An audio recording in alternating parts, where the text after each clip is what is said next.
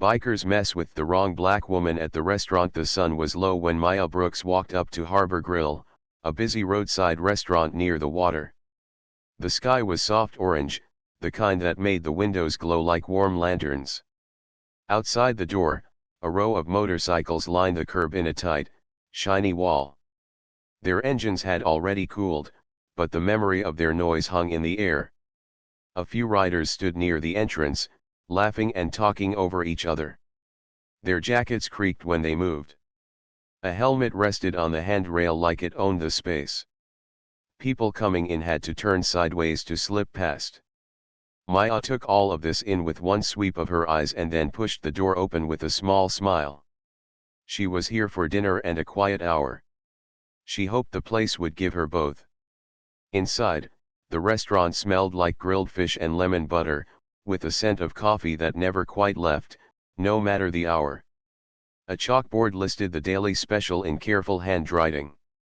At the host stand stood a young man with a haircut so sharp it looked new, eyes flicking from the podium to the dining room to the door. His name tag said Kyle. His mouth was tight. He kept glancing toward the bar, where another group of riders had spread out across the corner like it was their living room. A helmet sat on the only open booth near the window, its dark visor facing the room like a blank eye. The booth itself had a reserved tent, but it looked like the kind of reserve that appeared only after someone claimed a table. Maya's steps were unhurried. She wore a neat blazer the color of midnight, a white blouse, simple black jeans, and clean sneakers. A small silver pin was fastened near her collar. She looked like someone comfortable in her own skin and comfortable anywhere she went. She stopped at the host stand and waited.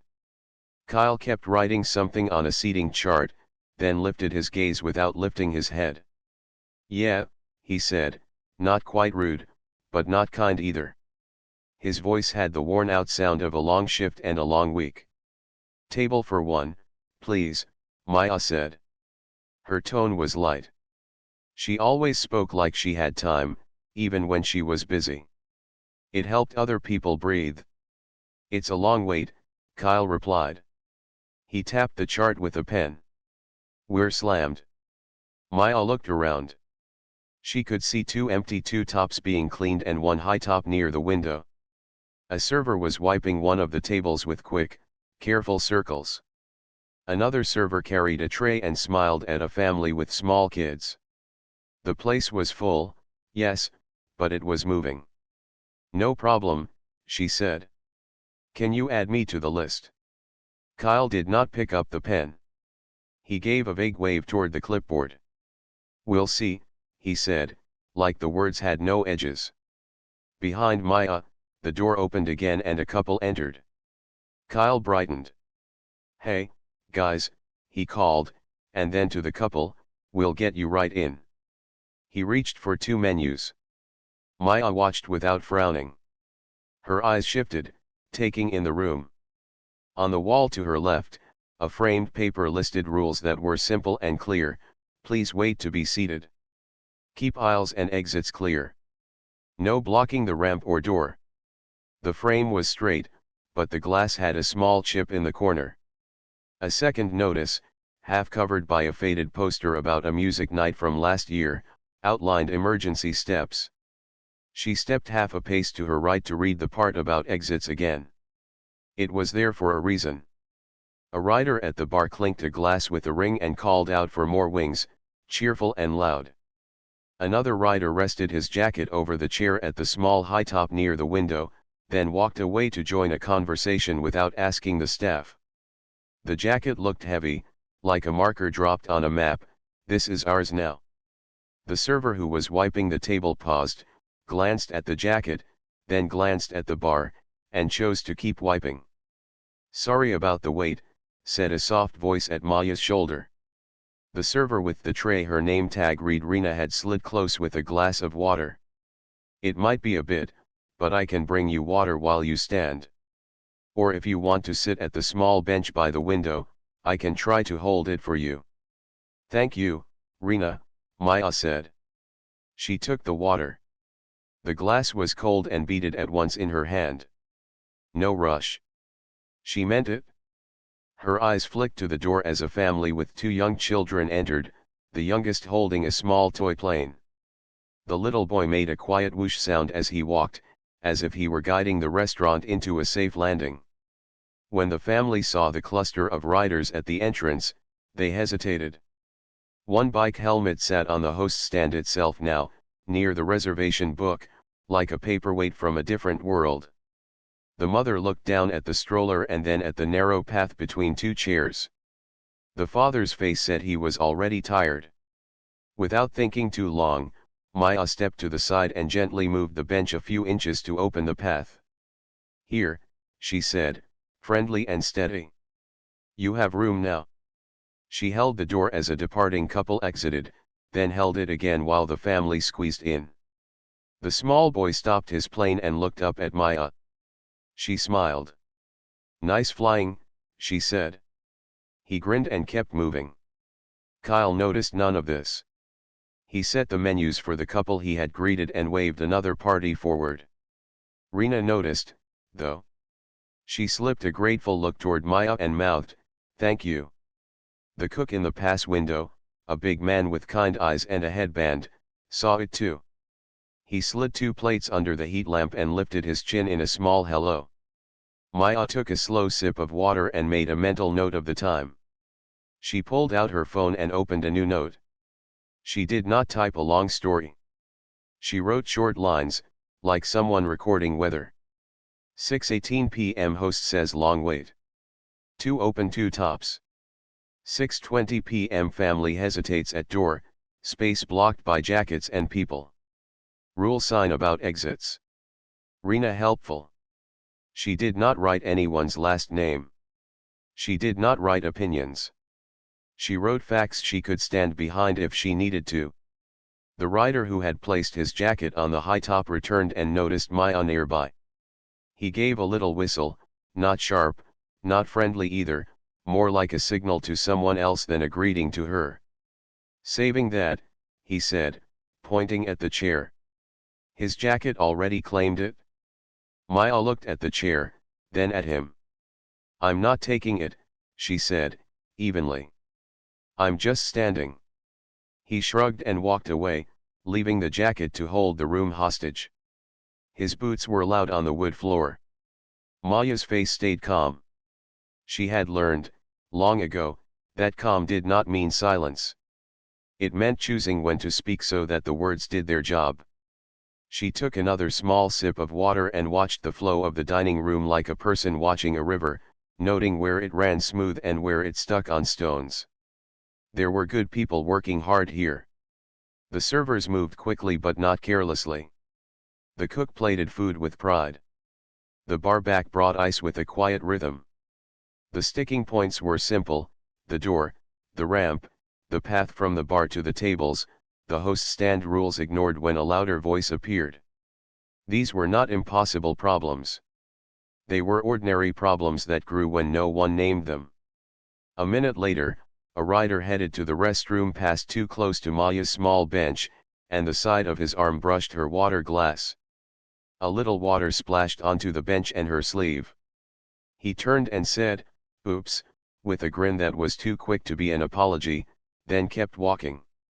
Maya looked at the tiny spill, dabbed it with a napkin, and, without raising her voice, called after him, "Please be careful next time." The words carried just enough to be heard, and several guests nearby glanced up. Not a scene, not a fight, simply a boundary set in a clear voice. The rider lifted a hand without looking back. The moment passed, but it did not vanish. People had seen it. "Are you sure you don't want the bar?" Kyle asked suddenly, appearing as if he had been helpful all along. He pointed to 2 bar stools squeezed between jackets. "It's faster." "Thank you," Maya said. "I'll wait for a small table." "My name is Maya. Could you add me to the list?" She kept her tone as even as a level table. She watched his hand. This time, he picked up the pen. He wrote something, then set the pen down as if the task had taken more energy than it should. "Okay," he said. "It might be a while." It's fine, Maya replied. She stepped aside to give an older couple space. She noticed a line of sight from the kitchen pass to the far booth by the window, now filled by two of the riders who had slipped in while another party waited. The reserved tent still stood on the table, but no one was wearing the look of a person with a reservation. They looked like people who had learned where a boundary could be pushed and had pushed it. Maya made another small line in her phone note. Booth near window taken while list waits. Rena came by with a small basket of warm bread and 2 pats of butter that looked like pale gold tiles. For you while you wait, she said. No charge. She kept her voice low, like someone passing a friendly note. She glanced at the host stand and shrugged with a tiny tilt of her shoulder that said she knew, and she wished it were different. Thank you, Maya said. She broke the bread and let the warmth settle in her hands for a second. You're very kind. Rena smiled, and the smile was tired but real. A delivery driver wrestled a box through the door and paused at the entrance, blocked by 2 riders who had drifted into the doorway mid-story. Mind the door, the driver asked politely. The riders shifted half an inch and kept talking. Maya set down her bread, walked over, and gently nudged the bench another inch. Here, you have space, she said to the driver, like she had said to the family before. The driver nodded and slid through. The door closed. The riders did not thank anyone. It was fine. Maya was not doing this for thanks. She went back to her small bench and picked up her phone again. She did not feel angry. She felt focused. She wrote one more line. Pattern forming, noise gets priority, rule sign ignored, staff trying, guests adapt. She looked at the emergency notice on the wall again. The part about keeping exits clear was tucked behind the faded music night poster. It would take one piece of tape and 30 seconds to fix that. She made a note, emergency notice partly blocked. At the bar, a laugh rose and fell like a wave. Someone tapped a glass for attention, then tapped it again for fun. In the corner, the little boy with the toy plane flew it quietly around his water cup, his mother's hand resting lightly on his shoulder. The cook leaned on the pass for a second, stretching his back, then returned to plating with careful hands. Rena took an order, wrote it down, then looked toward Maya and lifted the corner of her mouth again, as if to say, I haven't forgotten you. Maya lifted her water glass in a tiny salute. She thought about turning around and leaving. It was an option. No one would blame her. But walking away would teach the room nothing. Staying could teach something, if she did it right. She had learned over many years that a single loud complaint might fix one night, but a calm record and a clear plan could fix every night after. She looked at the riders, at the host, at the staff trying to hold the place together with goodwill. She took a slow breath and let it out. Her phone screen went dark. In the reflection, she saw her own eyes, steady and patient. She tucked the phone into her blazer pocket and rested her hands on her knees.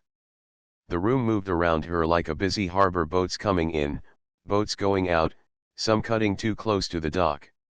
Harbor Grill, she thought. Names meant something. A harbor should be a safe place to come in, not a place where the biggest boat made the rules.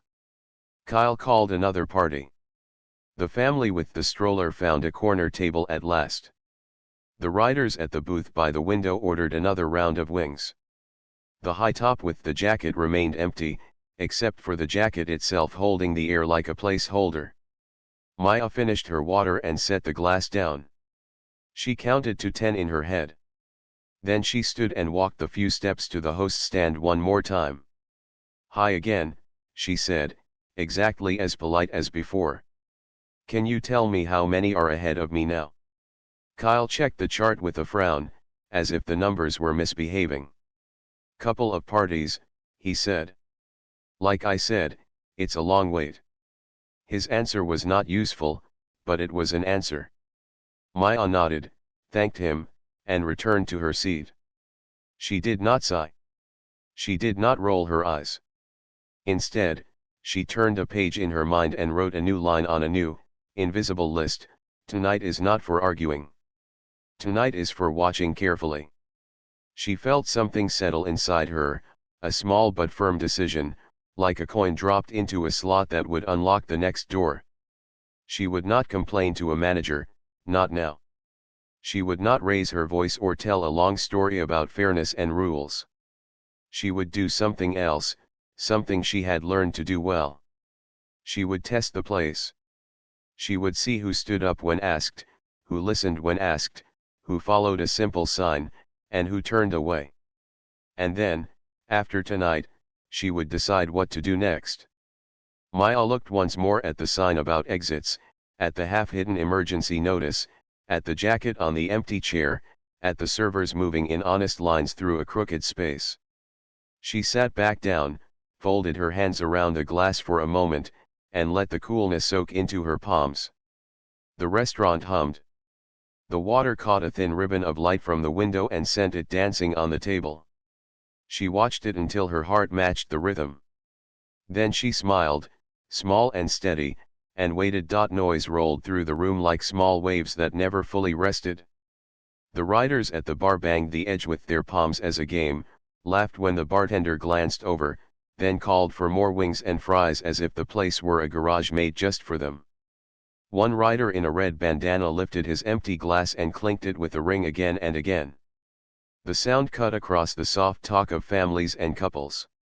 Rena, moving fast with her order pad, tried to take Maya's order in between.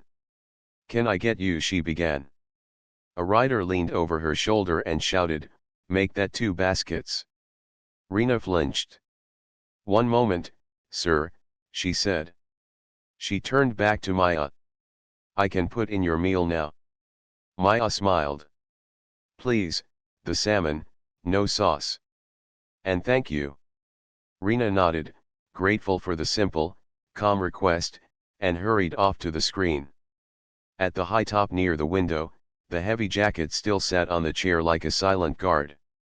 The rider who had dropped it their broad shoulders, loud boots strolled back with a swagger. He flicked the chair with his fingers, then set a helmet on the table, as if to double-lock the empty space. On his way past Maya's small bench, he made a wide turn that brushed the corner of her table. Her water glass wobbled and a thin line of water ran across the wood. He grinned at her without slowing down.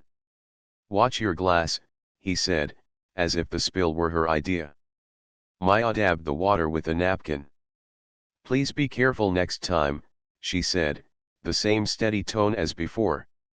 A couple at the nearby booth glanced up and then looked down again, faces tied with that look people get when they want things to be fair but do not want trouble. The rider swung onto a bar stool and called for a beer. Kyle floated between the host stand and the bar. He seemed to move faster when a rider waved him down and slower when anyone else asked a question. A middle-aged pair who had been waiting near the door stepped forward to ask about their place in line. Kyle held up a finger without looking at them as he checked on the rider's wings first. The pair stepped back.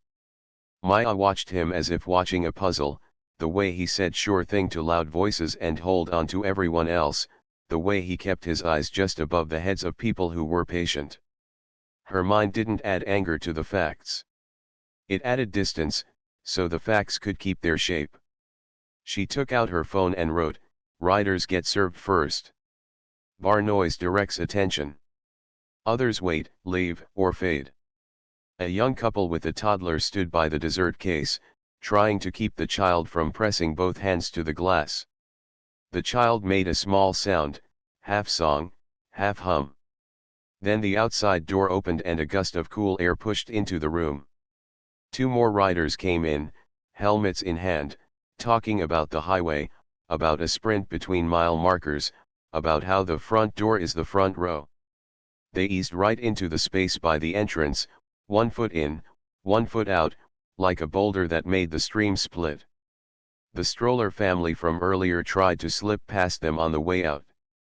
There was no room. Maya stood, moved the bench again, and held the door once more. The riders noticed, looked at the bench, and then continued their story. The family murmured thanks to Maya. She waved it off with a small smile. The door closed, and the glass trembled for a second after the latch caught. A delivery driver returned with a crate and found the path blocked again by boots and a dangling helmet strap. He lifted the crate up, then down, then up again. His shoulders rounded with effort. Maya stepped forward, but this time she paused and looked at the ground beyond the door. The curb paint, bright red, ran along the lane with the words "Fire Lane Keep Clear" stenciled in neat white letters. Two bikes were parked close to the curb, front wheels tipped in, as if they had rolled there by accident and decided to stay. Maya pulled her phone up and aimed it low, not at faces, not at plates, only at the curb paint and the shape of the bikes pressing into the marked space. She tapped once. The camera made a soft sound and stored the simple image of a rule meeting a boot and losing. She tucked the phone away and helped shift the bench. The driver slipped through and mouthed thanks. She nodded. Her food came out quicker than she expected. The cook himself brought it, lifting the plate with careful hands as if the salmon were a small boat and he did not want to spill the sea. "Sorry for the wait," he said, even though it had not been long. His face showed the kind of tired that comes from caring. Maya smiled. "It smells great," she said. He relaxed by a small degree and went back to the pass. She cut into the salmon. It was cooked just right, tender inside, edges crisp.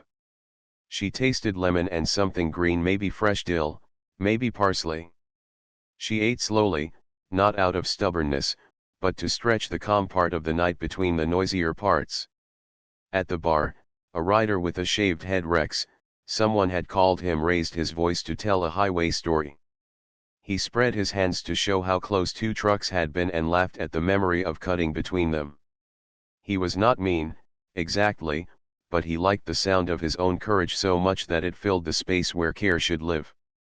He raised his glass and said he had called the place their corner since last spring. "We make it busy," he said, proud. "We keep the lights on." The bartender made a face that he did not know he was making. Maya filed the words away. "Thinks noise is revenue. Thinks habit is ownership." It wasn't fully wrong, busy nights do pay bills. But it wasn't fully right. There were other bills we pay that don't show on a ledger: clear aisles, safe exits, fare lists, the quiet ease on a family's face when a stroller fits without a fight. A woman near the window, white hair in a neat bun, a sweater folded over her shoulders, rose carefully with a cane. She aimed herself toward the restroom with the precise attention of someone who measures every step. The path from her booth to the hallway was narrow and now tighter because of the jacket-guarded high top and a bar stool that had slid out. Maya put down her fork, stood, and asked, "May I help you with the chair?" The older woman nodded with a kind smile. Maya moved the bar stool a few inches and lifted the heavy jacket by its shoulders just enough to swing the chair inward without touching the jacket more than necessary. The rider who owned it watched from across the room but did not move. The woman passed. "Thank you, dear," she said. "You're very welcome," Maya replied. She returned the stool to the bar and set the jacket exactly where it had been, then wiped her hands with a napkin as if to clear away any trace of friction. Rena came by to refill water. "How is everything?" she asked, a phrase that was work language but sounded like regular language when she said it. "The salmon is lovely," Maya said. Rena took a breath, glanced at the bar, and hesitated. "If it gets too much, I can move you to the patio," she offered. The patio looked calm in the night air, but it was half closed, two heat lamps standing like tall, quiet guards. "I'm fine here," Maya said. Then, in a softer voice meant only for Rena, "You're doing great work." Rena smiled in a way that made it to her eyes. "Thank you," she whispered. "It helps to hear that." A family near the back asked for their meals to go. The father's shoulders were set as if holding a door shut from the inside. The mother folded napkins like she was smoothing out a map for a simpler route. The server boxed their meals. Maya caught Rena's eye and tilted her head toward the family, then tapped her card against her palm. "Can I pick up theirs?" quietly. Rena blinked. "Are you sure?" "Yes, please," Maya said. "Add it to mine." "And no note." Rena nodded, moved with soft steps to the register, and made it happen. The family did not know. They walked out into the night with warm boxes and a small bit of weight lifted from a long day. Maya did not look after them. She did not need a thank you. She finished her salmon and folded the napkin beside the plate. By the host stand, the emergency notice was still partly covered by the old music poster. Maya stood and walked over, not to lecture but to look, as if the paper itself might explain why it had been hidden. The notice was simple: keep exits clear. Call for help if a guest feels unsafe. Post rules at entrance and host stand. It included a small, clear graphic of a ramp with a line through a blocking box. That one picture could have saved the bench from being dragged twice tonight. She looked at the tape holding the poster. One strip, old and curling at the edge. 30 seconds, one new piece of tape, and a decision. That's all it would take. She made a note on her phone: rule sign placement equals leadership choice, not accident. She slid the phone away. Kyle drifted by with 2 menus for a party that had just walked in. "We're full," he told someone else without turning his head. He dropped the menus at a high top and missed the small thank you from the new guests. When he finally reached Maya's table, he picked up the empty plate and said, "All good." The words were fine. The tone was neutral, like a machine reading a script. "All good," Maya said. "Thank you." She paid her bill, added a good tip, and stood. Around her, plates kept moving, laughter kept rising, and the rhythm of the night kept bumping against the sign that wanted to be seen. On her way to the door, she passed the dessert case and the stroller that had returned because the little boy had spotted a slice of chocolate cake. The parents looked torn between saying no to sugar and yes to joy. Maya winked at the boy. He lifted the toy plane a little, as if acknowledging the air itself. The door opened, and cool air met her cheeks like clean water.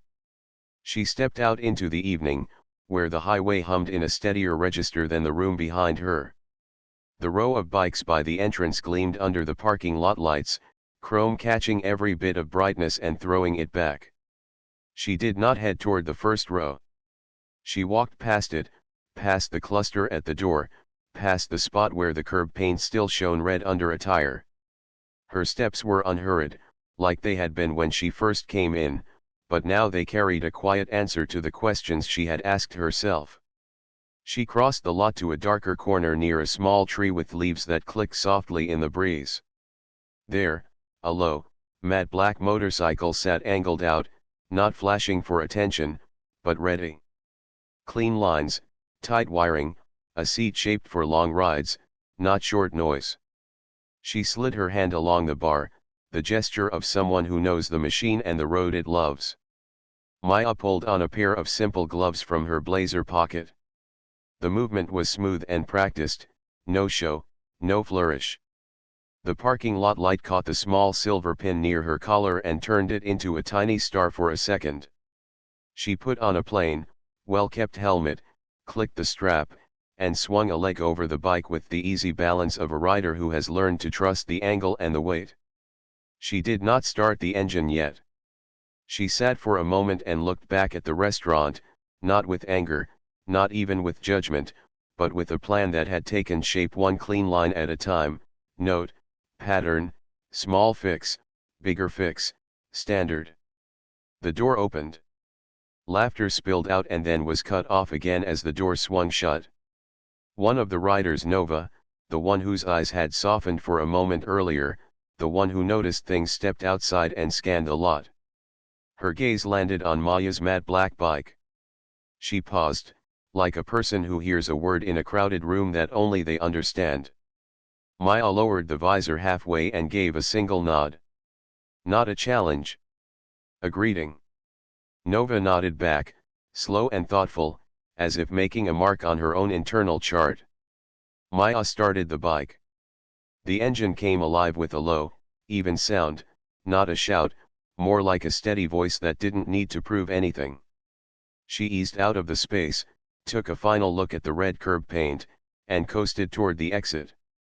In her mirror, she saw the reflection of the door and the small crowd by it. In her mind, she saw the rule sign on the wall, the hidden notice, the bench, the stroller, the calm face of the cook, the careful hands of Rena, the hopeful patience of the older woman with the cane, and the easy smile of the little boy with the plane. She turned onto the road and let the bike settle into the lane like a boat slipping back into its proper channel. The night air was cool and smelled faintly of the sea. Street lights made tidy pools on the asphalt. Maya rode with shoulders loose and eyes alert, the way she always rode, with respect for the road and a promise to herself that she would not add to the noise of any place she entered. She did not need to hurry. She had already done the first part of what she came to do: watch, measure, understand. Maya did not ride far. She let the cool air clear her head and then made a slow circle along the waterfront, past the small marina where masts clicked in the breeze like soft chimes. The sky was turning from orange to a deep blue that made the first stars easy to see. She parked for a moment by a public bench, took off her helmet, and watched the water push and pull against the rocks. She was not angry. She was steady. She had seen enough to understand the shape of the problem at Harbor Grill. Now she wanted to see if the shape could bend.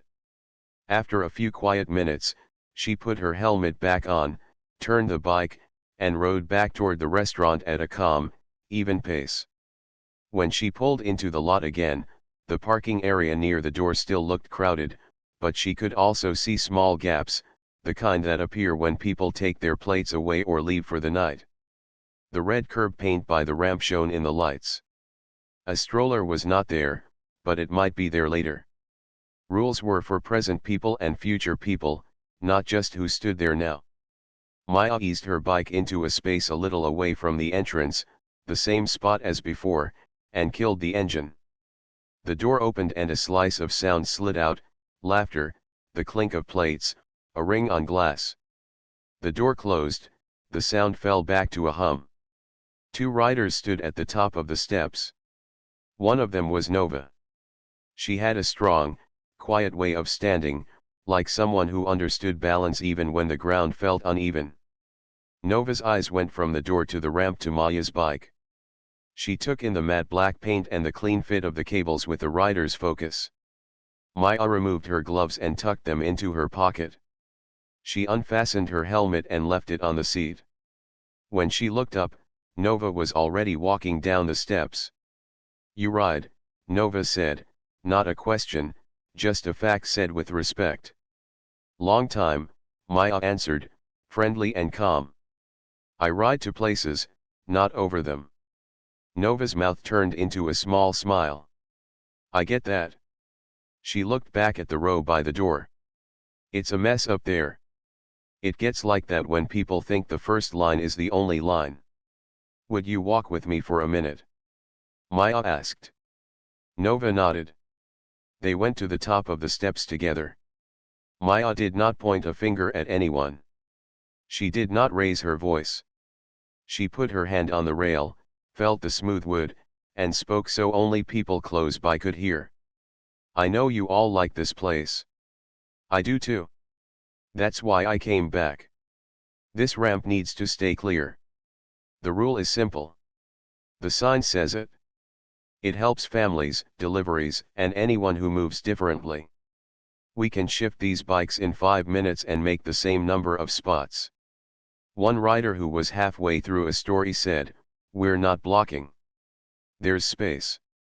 He pointed with his helmet. The space he pointed at was thin as a paper etch. Maya did not argue. She walked to the first bike near the ramp and stood beside it, not touching it. "Whose is this?" she asked. There was a pause. Nova lifted a hand. "I'll help," she said. She stepped forward, got on her bike, walked it back, and then guided it to the side where two open lines could form like lanes on a page. The motion was simple and clear. It gave others permission to do the same without losing face. Another rider followed Nova, then another. The first one who had protested shrugged, started his bike, and moved too.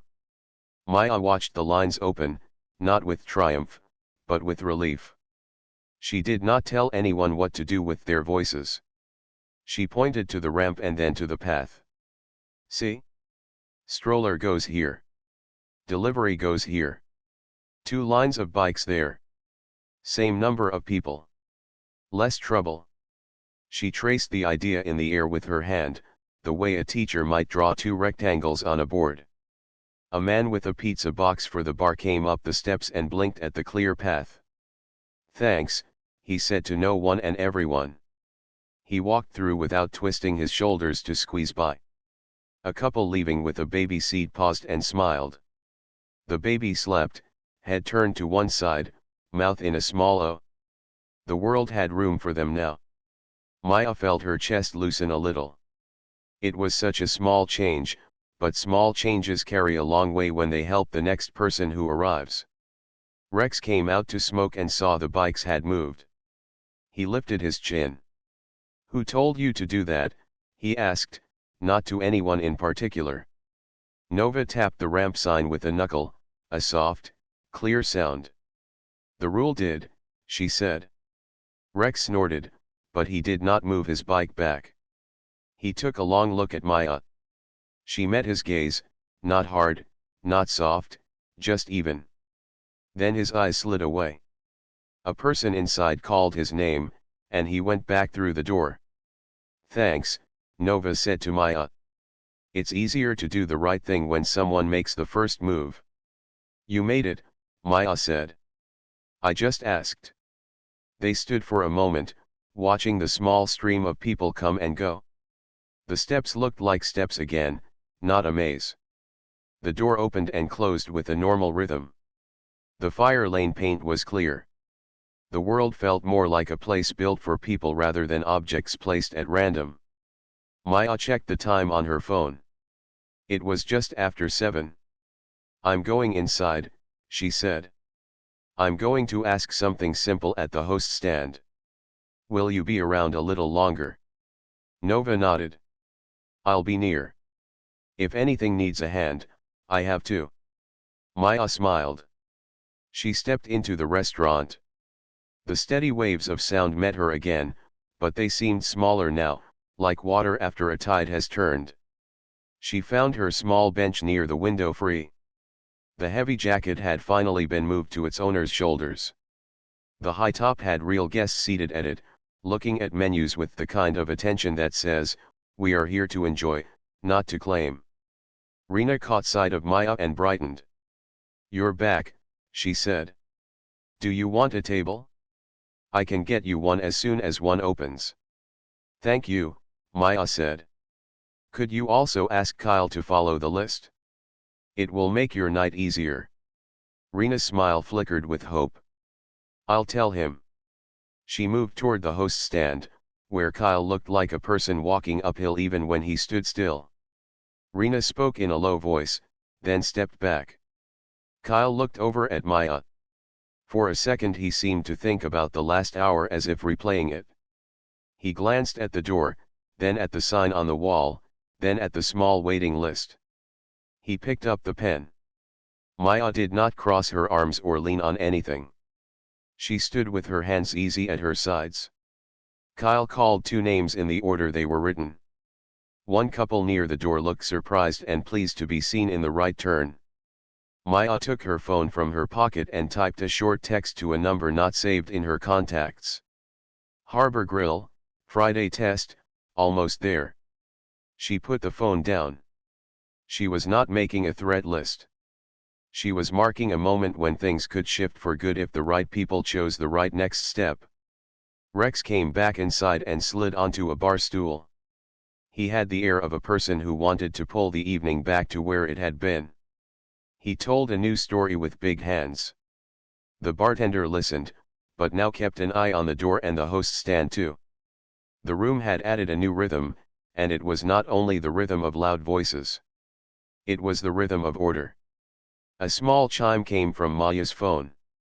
A calendar reminder popped up, 7:30 p.m. meeting in the back room. She had put it there a few hours earlier, before her first visit, when the plan that had started as a thought turned into a line on a page. The back room at Harbor Grill was small, with a window that looked toward the alley and a round table that could seat 6. It was used for staff breaks and the occasional team huddle. Tonight it could be used for something else. Maya walked to the host stand and spoke to Kyle in a tone that was polite and clear. "Is the small room free at 7:30, she asked. Kyle blinked. "For what?" "For a short talk," she said. "For anyone responsible for how this place runs. 10 minutes. Then we all get back to work." Kyle looked like he wanted to say no out of habit. Then he remembered the order of the list, the clear ramp, the couples who had finally smiled as they sat, and the way Rena's shoulders were not as tight as before. He took a breath. "It's free," he said. "I'll tell the cook. He likes to be in those." "Please ask Rena too," Maya said. "And if Nova is still outside, she is welcome." She helped with the ramp. Kyle's eyebrows rose, but he nodded. He walked toward the pass window. Maya watched him speak to the cook, saw the cook glance toward her with a steady, curious look, and then nod. Rena touched her palm with a pen, a small signal to herself to remember the time. The pieces were moving. Maya returned to her bench and sat. She did not spread papers on the table. She did not pull out a long list of demands. She took out a slim folder and checked that the top page was the one she wanted, a one sheet with 4 lines, printed in a large, clear font that could be read from across a room. "Keep the ramp and exits clear. Seat guests in list order. Cut off service for harassment. Post the rules where all can see." It was not a speech. It was a plan that fit on one page and could fit in one person's day. At 7:28, Nova stepped inside and looked around. Maya raised a hand. Nova came over and stood with an easy, balanced stance, hands loose at her sides. At 7:29, Rena wiped her hands, told another server she would be back in 10 minutes, and walked to the back.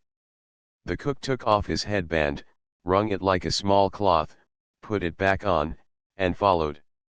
Kyle arrived last, glancing at the door like a person trying not to think about what might happen if he stepped away from the usual pattern. He took a breath and came with them. The back room was plain and honest.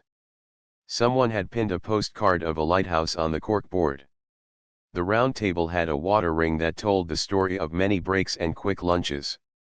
Maya stood so her back was to the small window. She placed the one sheet on the table and waited until the 4 of them were looking at her.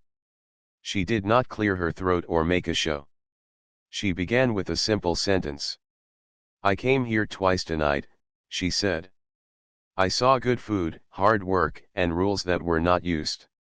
We can fix that in small steps that start right now." No one spoke.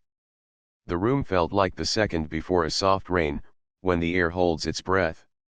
Maya pointed to the first line. "Keep the ramp and exits clear. Nova has already started that outside." "Thank you," she said to Nova. "If you keep that shape every Friday, families will come back, and deliveries will stop getting stuck." Nova nodded. "I can hold that line," she said. Maya pointed to the second line. "Seat guests in list order. People notice when we skip them. They leave. That costs money and trust. Kyle, can you do this? Every time." Kyle looked down at the page, then up at the faces. "Yes," he said. "I can do it. I should have done it already." She pointed to the third line. "Cut off service for harassment. This protects the staff and the room. If someone crosses a line with words or behavior, we stop the drink, we stop the plate, and we explain why. It's not a fight. It's a standard." Rena drew a small breath and let it out. I can follow that if I know you'll back me up, she said, looking at Kyle and the cook. The cook nodded once, firm. Kyle swallowed and nodded too. I'll back you, he said. She pointed to the fourth line. Post the rules where all can see. The emergency notice is half covered. We fix that tonight. We put a clear sign by the door tomorrow. People follow what they can see. The cook smiled for the first time. I have new tape, he said. I'll move the notice when we step out of this room. Maya laid her hand on the page. That's it, she said. 4 lines. If we follow them, Fridays will still be loud, but in the right way. The kind of busy that lasts. Rex's voice rose in the bar outside, a burst of volume that reached the door and then faded. No one in the room flinched. Nova shifted her weight like a rider settling into a curve. Rena studied the page like a map to a route she had hoped existed. Kyle stood straighter, as if a weight he had been carrying without knowing its name had finally been set down where it belonged. Maya looked at the clock over the door. 10 minutes are up, she said. Thank you for listening. Let's go make the room match the rules. She folded the one sheet, slipped it back into the folder, and opened the door. The small group stepped out together, not with drama, not with a cheer, but with the steady feel of a team that had chosen a path and could picture what it would look like at the door, at the ramp, at the list, at the bar, and in the face of the next family that came in holding a sleeping child. They stepped out of the small room together and the air felt different, like a window had been opened even though all the windows were shut. The cook walked straight to the notice board by the host stand, peeled back the old music poster, and pressed fresh tape across the top and bottom of the emergency sheet so it sat clear and square where anyone could read it. The simple drawing of the ramp was suddenly easy to see. Rena stood a foot away with a marker and a small tent card. She wrote "Please wait to be seated" list order in neat letters and put it on the host stand where no one could miss it. Nova stepped outside and looked over the bikes again, checking that the lines stayed clean and the ramp stayed open. She did not bark orders. She just set her own bike true and others followed the shape she made. For a minute, everything settled. Couples who had been waiting looked less tired. The bartender, who had been listening to 2 things at once all night, let his shoulders drop a little as if one of those things had been taken off his list. Kyle held the clipboard like it belonged to him for the first time. He called 2 names in turn, and when a rider tried to wave him down out of order, he lifted a hand, friendly but firm. I've got a list, he said. You're on it? The rider nodded and waited. It was not hard. It only looked hard when no one said it. Rex pushed through the bar rail and came toward the host stand with a look that tried to pull the room back to the old rhythm. He saw the emergency notice, saw the tent card, saw the line of bikes no longer stacked by the door, and frowned as if the furniture had moved in his sleep. Who decided all this? He asked, voice louder than it needed to be. He looked at Kyle, then at the cook, then at Rena, then finally at Maya. You're a guest. You don't run this place. Maya did not step back and did not step forward. She stood where she was and let the calm carry her voice. The rules decided it, she said, pointing to the wall, then to the small card. They were here already. We're choosing to use them. That's cute, Rex said, and a couple of riders at the bar gave quick laughs, not brave laughs, just habit laughs. But rules bend for people who keep the lights on. Maya looked around the room. She looked at the families and the older couple and the delivery driver who was bringing a second crate and, for the first time that night, did not have to turn sideways. She looked at Rena, who had done her work with soft hands in a loud room. She looked at the cook, who had plated pride into every dish even when the front of house was off balance. Then she spoke in a tone that filled the space without raising a single decibel. Lights stay on when a place is safe and fair, she said. That's the kind of busy that lasts. Rex half smiled, a slow, doubtful curve. Says who? He asked, trying to make it a joke. Says the person responsible, Maya said, and this time she opened her slim folder and took out two documents. She did not wave them like flags. She placed them on the host stand in front of Kyle and the cook. I came here first as a guest to see how the night feels, she said. This afternoon, I signed the closing papers that make me the managing partner of the small company that owns Harbor Grill. Her eyes did not leave Rex's. So yes, I run this place now with the team who makes it work. The cook blinked and then gave a small, surprised smile that looked a lot like relief. Rena's mouth fell open and then closed as she put her hand over her pen like it might roll away. Kyle went pale, then pink, as if his face were catching up with reality in steps. The room around them did not go silent all at once, but a quiet ripple moved through it as the words passed from face to face, new owner, tonight, right here. Rex opened his mouth, closed it, then tried a new angle. You can't just come in and he began. I came in and watched, Maya said, gentle but clear. I listened. I helped where I could without making a scene. I asked for a 10-minute talk in the back room. The rules we agreed on are simple. She tapped the one sheet. Keep the ramp and exits clear. Seat by the list. Cut off service for harassment. Post the rules so they are easy to follow. She turned the page toward Rex, toward the riders at the bar, toward anyone who wanted to see. No one here is being singled out. Everyone here is being invited to a standard. Nova stepped back inside and stood between Rex and the door, not blocking him, not crowding him, just placing a steady person-shaped reminder about the ramp and about what welcome looks like. It's better out there already, she said. 2 minutes of moving things and now the door breathes. Maya nodded. Thank you, Nova, she said in front of the room. You led by example. That matters here. She turned to Kyle, keeping her tone even and practical. Kyle, I saw you skip the list twice and lose track of the door. I also saw you correct it when asked. Starting Monday, I'm putting you on training and probation for 4 weeks. It's a chance, not a punishment. Here's what that looks like. She spoke as if she were reading a recipe that made sense in the kitchen and at the front. First week, seating order and time estimates, no guessing, no we'll see. Second week, de-escalation and guest safety with clear phrases you can use when someone crosses a line. Third week, accessibility ramps, aisles, strollers, canes. Fourth week, service recovery, how to make a rough moment right without giving away the whole house. Every shift, you and the shift lead do a 3-minute ramp and exit check at the top of the hour. Every night, you hand Rena or another server the list and ask, did I follow this, and you write one thing you did right and one thing to fix tomorrow. At the end of 4 weeks, if you've held the standard, you stay and we raise your rate.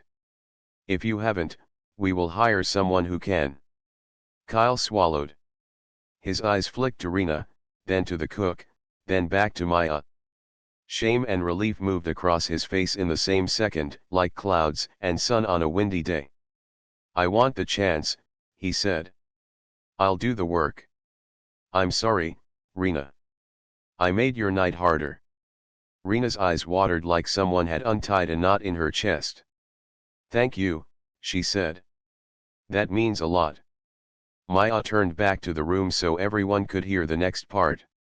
Fridays can still be for riders, she said. But if riders want a corner here, that corner has a shape.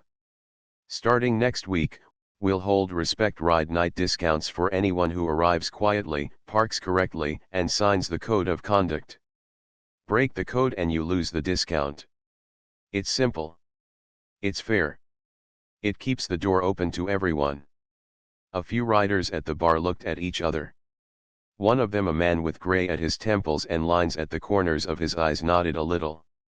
That's fine by me, he said. I don't need a discount to be decent, but I'll take one.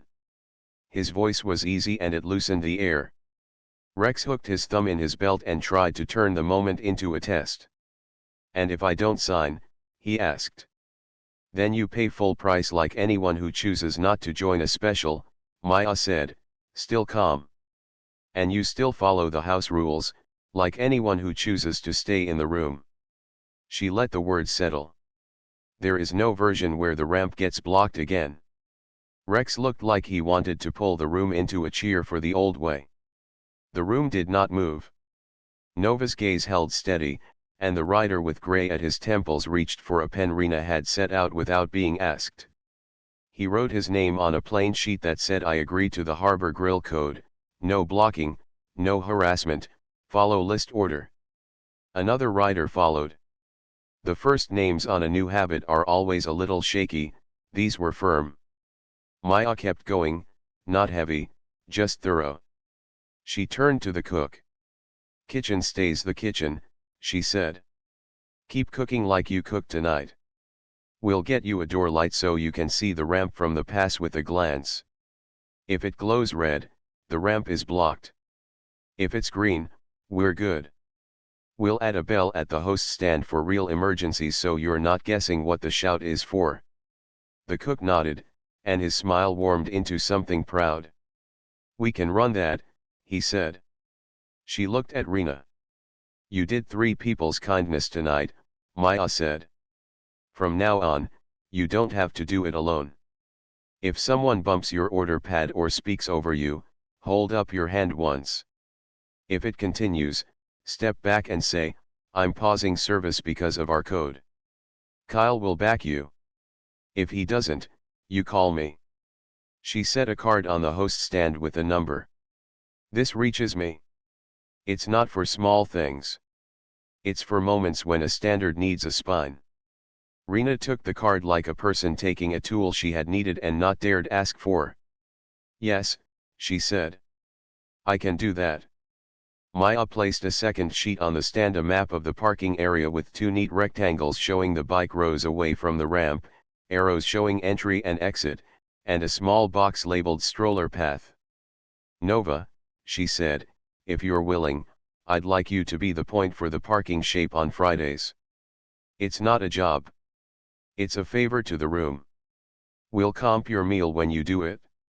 If you can't make a Friday, text Kyle so he can ask another rider who respects the code." Nova looked at the map, then at Maya. "I'm willing," she said. "I ride better when the place I land is safe. There are moments when a group decides without voting. You can feel the decision move across faces, like when turning all the small flags on a harbor line the same way. That is what happened in that room. No big cheer. No speech. Just people choosing the easier breath." Maya closed the folder and tucked it under her arm. "One more thing," she said. "We're not putting up 10 signs with 20 rules.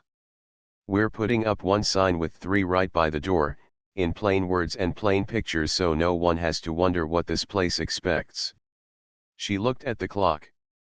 "It's late to hang it now. Tomorrow morning I'll bring it. If you want to know exactly what it says and how it looks, be here at opening." She turned to Rex with the same even look she had given him the first time he bumped her table. "You are welcome here if you follow the same rules as everyone else," she said. "If you don't want to, there are other places." Her tone did not push him out and did not pull him in. It gave him the same choice everyone had. Rex kept his chin up, but his eyes dropped a fraction, as if checking the ground. He did not sign the code sheet then, and he did not leave. He sat at the bar, looked at the glass in his hands, and stayed very quiet for a while. Quiet is also a kind of decision. Sometimes it arrives first. Work returned to motion. Kyle seated 2 waiting parties in turn and told the next couple, "You're after them about 5 minutes." The couple thanked him and smiled like people who had been seen. The bartender poured 2 sodas for a table that asked for refills without shouting. He slid them down with a nod that said, "I hear you." Rena took an order and did not flinch when a rider next to her leaned too close, She held up her hand once and he stepped back with a quick sorry. She smiled and went on. The cook lifted 2 plates with that quiet, careful pride of his and called, "Table 7. The plates landed. The smell of lemon butter and seared edges filled the space again in the way that makes a place feel like itself. Maya did not act like a hero in her own movie. She walked the room once, thanked the bartender for holding the new rhythm, thanked the cook for the steady food, and told Rena, "I'll be here at open." On her way to the door, a little boy with a toy plane looked up at the new tent card and read the word slowly with his mother, "Please wait. To be seated." His mother smiled, and the boy flew his plane down the open path to the door without bumping a single chair. Outside, the bike lines were still clean. Nova stood by the first row, talking in an easy way with 2 riders about routes and places that serve good coffee early. She raised a hand to Maya, not a salute, just a sign between people who had each done the thing they know how to do. Maya returned the small wave and stopped by the edge of the ramp. She looked at the red curb paint and the clear space and let herself feel a small, quiet gladness that did not need to glow or shout. Some nights end loud and vanish. This night had ended with a shape. Shapes last. Before she left, she turned back and spoke in a voice that reached the door and the bar without straining. "Tomorrow," she said, "a sign goes up. 3 lines. Easy to follow. If you're curious, be here." Then she stepped into the night air that smelled faintly of salt and lemon. The parking lot lights made clean circles on the ground. She walked to her matte black bike, put on her simple helmet, and sat for a second with her hands on the bars, not to pose, but to mark the moment when a room chooses what it wants to be. Then she started the engine low, even, no show, and rode out like a line drawn straight across a page. Morning light turned the front windows into soft squares as Maya arrived before opening. The air smelled like clean wood and coffee. She set a long, narrow box on the host stand and took out a simple sign made of sturdy material. The letters were clear, the pictures simple and kind. At the top, it said, "All wheels welcome. All people respected." Under that were 3 lines with icons, a small stroller and ramp beside "Keep the ramp and exits clear," a list with checkmarks beside "Seat guests in list order," and a speech bubble with a respectful face beside "No harassment, service will pause if this line is crossed." At the bottom was a short sentence, "Questions? Ask the host. We will help." Rena came in with a travel mug and stopped when she saw the sign. "It's beautiful," she said, and meant the kind of beauty that comes from clarity. The cook followed, carrying a box of herbs from his garden. He read the sign once, then twice, and smiled in a way that came from his eyes more than his mouth. Kyle arrived a minute later, turned pale again, then breathed, "I'm ready," like a person who had practiced the words at home. They mounted the sign at the entrance where the morning sun made it glow without glare. Maya tested its height so someone in a chair could read it easily and so a child could point to the pictures and understand. She stepped back with the team and they stood in a small row, quiet and satisfied, like people admiring a new, honest tool. "This is our promise," Maya said. "We will keep it with small actions, not big speeches." 10 minutes before opening, Nova rolled in and parked in one of the 2 rows marked with chalk from the night before. She cut the engine, pulled off her helmet, and laughed under her breath when she saw the sign. "That's clean," she said. She walked the lines, fixed one bike angle with a light touch and a nod to its owner, and then came to the door. "I can give the first hour," she told Maya. "After that, I have to ride north." "The first hour is the shape setter," Maya said. "Thank you." At opening, the day started quiet and proper, like a well-rehearsed song. A couple came in for coffee and eggs. They read the sign, smiled, and followed the host's stand note without needing to be told twice. A delivery arrived. The driver did not have to twist his shoulders. He walked through the open space, gave a thumbs up, and vanished into the kitchen with a squeak of the swinging door. A woman with a cane came in at 10. Kyle stepped from behind the stand, guided her gently with his hand held wide so she could see his movement, and said, "Right this way, and take your time." She took her time. No one behind her pushed. Rena took her order and wrote extra warm tea in the corner of the ticket without being asked. Small things lined up like stones in a path. By lunch, the chalk lines outside needed a refresh. Nova handed a piece of chalk to a younger rider who had watched her quietly. "Draw 2 straight rows," she said. "Pretend you're lining shoes at a doorway you respect." He grinned and did it.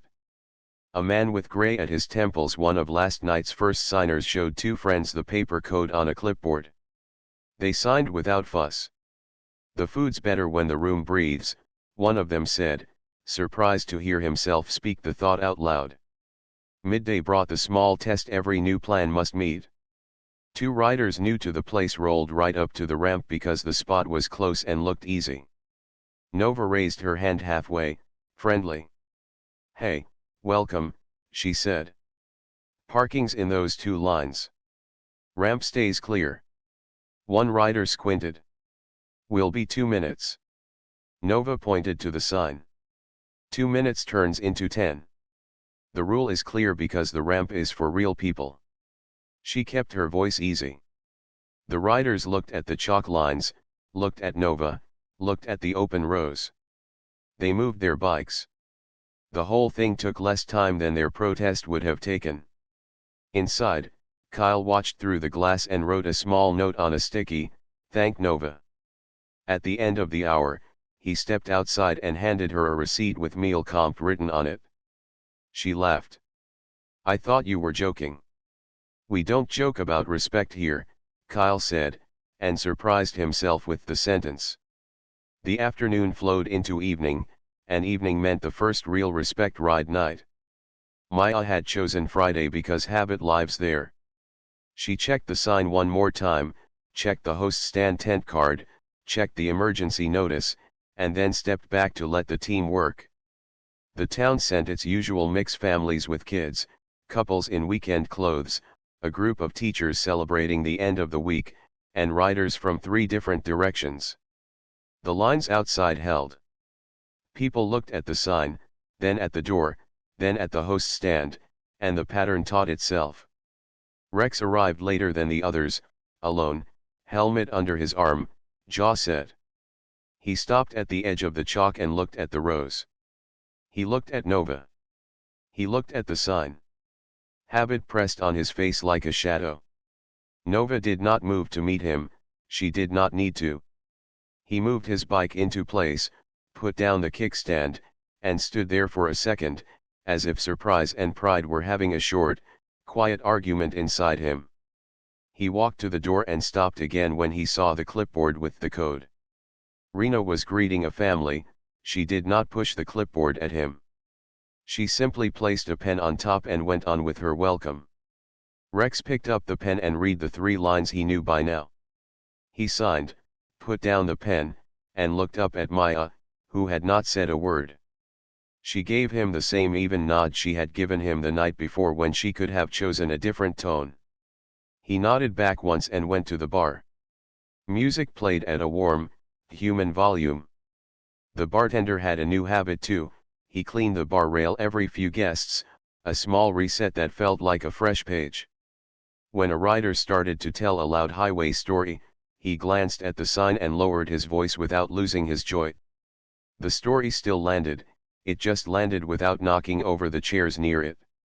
Kyle called names in order and gave real-time estimates that turned out to be true more often than not. When he was wrong, he came back to the waiting pair and said, "I underestimated 5 more minutes. Thank you for your patience." People accepted the honesty. People almost always do. At 7, a family with twins arrived, both babies asleep in soft carriers. The parents walked in with that slow, careful step that says, "Please let this go smoothly." It did. The ramp was open, the path was clear, the list moved, the table was ready with 2 high chairs set aside, not in the way. The mother's face changed from tight to open in a single breath. She sat down and held her water glass with both hands like a thank you. Maya watched from the side and felt a small heat rise behind her eyes. She turned to check a table number and blinked the feeling away, not because she did not want it, but because she wanted to see the next thing just as clearly. At 8, 3 teachers raised their glasses to a student's success. At 8:10, the older woman with the cane returned and asked for the table near the window. Kyle seated her there with care.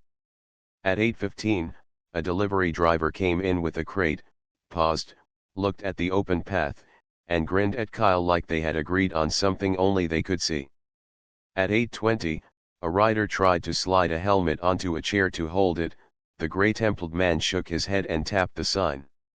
The rider laughed, took the helmet back, and stood with friends until a seat opened. The room began to correct itself, peer to peer, rule to rule, without anyone needing to make a scene. During a quiet moment, Maya stepped into the kitchen. The cook was plating a citrus chicken special with fresh herbs. "Smells like someone's garden," she said. "It is," he replied, and pointed to the box of herbs by the back door. "The sign's doing more than the words," he added. "It makes my job calmer." "Food likes calm." Maya nodded. "People do too." She thanked him and went back out. Kyle approached her near the pass with an open notebook. "End of shift checklist," he said. He had written 4 items in neat letters: top of hour ramp check done, list order followed, de-escalation phrase used once, I'm pausing service until we all lower our voices, with a short note that it worked, an accessibility check with the path to the restrooms checked clear. Maya read the lines and felt a quiet pride for him that was not about her. "This is good work," she said. "Keep it simple, keep it steady." Kyle nodded, grateful for a standard that did not change with the weather. Rex sat at the bar with a soda instead of a beer. He watched the room like a person trying to learn a new route to a familiar place. Twice he started to tell a big story and twice he chose a smaller version. Once he caught himself leaning too far into Rena's space and stepped back before she lifted her hand. He noticed that he had done it and gave a small nod to himself. A little later, he finished his drink, stood, and walked over to Nova. "I was wrong," he said in a voice too low for anyone else to hear. Nova shrugged, friendly. "So ride right now," she said. He laughed and did not argue with that. Near closing, the evening eased into its quiet end. The last plates came back clean. The music lowered and then stopped. The sign at the door still looked new, but already carried the calm of something that belongs. Maya helped Rena wipe the host stand and then stepped outside with a damp cloth to refresh the chalk lines for the morning. She did not have to, she wanted to. The parking lot lights made white islands on the asphalt. The 2 rows looked like lines on paper, waiting for the next sentence. A car pulled in slowly and parked in a regular spot. The family from the night before stepped out, the little boy with the toy plane, now awake and smiling, holding the hand of a grandparent who moved a bit slower. They came to the door, paused to read the sign together, and then walked in without any need for help. Maya watched them pass, then looked at the red curb paint, free and bright. She felt the moment click into place like a tool sitting right in a drawer. Inside, the team gathered near the pass. Maya did not make a speech.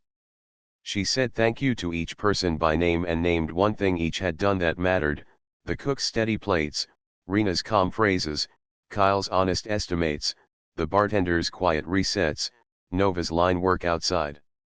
She held up 2 small envelopes. "These are for the first 2 months, she said to Rena and Kyle. "A raise if we keep the standard, review in 8 weeks.